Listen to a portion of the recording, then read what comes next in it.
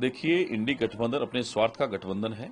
जहां भारतीय जनता पार्टी के एनडीए गठबंधन को रोकने के लिए जो उन्होंने एक गठबंधन बनाया है, जिसको जनता ने लगातार 3 बार नकार दिया है और आगे भी उनकी कोई संभावना नहीं है इंडी गठबंधन की।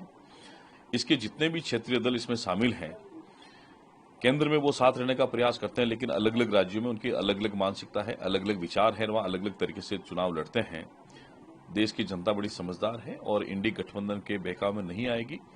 जिस तरीके से पी चिदम्बरम साहब ने बात कही है, निश्चित ही ये इंडी गठबंधन के आंतरिक कलह की, मैं तो एक तरह से कह रहा हूं कि सच्चाई उन्होंने बयान करी है और निश्चित ही आने वाले समय में इंडिया गठबंधन जो है वो टूटेगा, बिखरेगा और भारतीय राजनीति में इंडी गठबंधन का कोई आधार नहीं है।